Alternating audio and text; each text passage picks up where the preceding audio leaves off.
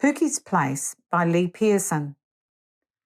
I see trees that are green, some burnt black and brown, skies blue and grey as black clouds swirl round. And I cry to myself, what a cruel, cruel world. Yes, I cry to myself, what a cruel yet wonderful world. Apologies to Louis Armstrong. If I start at the beginning, Pookie was a character in a book created by the children's writer Ivy-L. Wallace. Pookie was a little white rabbit with blue eyes and a pair of little wings. He moulded my heart and soul and filled my head with fear and dread for the animals, birds, pixies and goblins that lived in the forest. He protected them from the bad humans cutting down the forest with their bulldozers.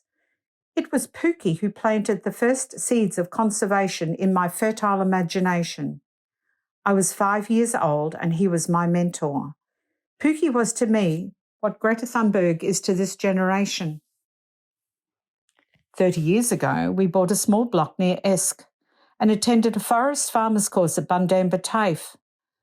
I liked our teacher Ron straight away, and it wasn't because he blew up the teacher's microwave, drying out soil, the acrid smoke billowing across the room. Ron was a modern-day Pookie, passionate about pH levels in soil essential for growing healthy trees, the heart, the soul, the lungs of life. 1,000 trees later, we needed more land. We bought a bare 29-hectare block at Paddy Gully-esque. A trickling creek ran down its boundary. Now you're probably wondering why we purchased a bare block. The answer's simple. The government was restricting the clearing of native forests. Grandkids popped up like proverbial mushrooms.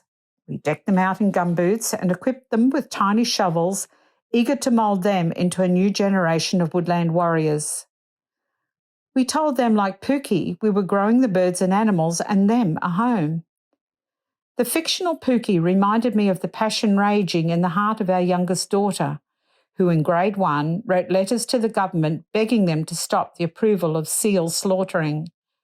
Her scratchy, misspelt letters smeared by tears as she raged in protest at the cruelty of humanity.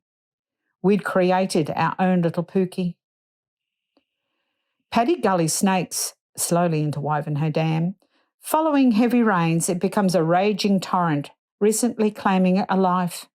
We really do live in a cruel, cruel world. Fires, feral animals, floods, drought, and growing old threaten our dream to harvest as we watch spectacular sunsets settle into night, exposing stars that watch over the forest of Eucalyptus terraticornis, koala, caviar. We live in the best place, forming friendships with beautiful people who attend the garden club, the CWA, the choir, or the writers group. Come and meet them sometime. We connect to this place. The names of great-grandfather Arrhenius Watson and his son Alfred are engraved on the World War I cenotaph in Crow's Nest. Arrhenius died on Christmas Day, 1916, and Alfred in 1918. Never to return, never to put down their roots, sacrificing their lives for us. They were timber loggers, their memory rooted deep in my DNA.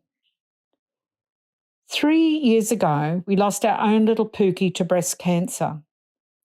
We created a peaceful memorial garden in the beauty of the Somerset region for her. It is impossible to imagine surviving this tragedy if we lived elsewhere. Yes, life is cruel in this wonderful world.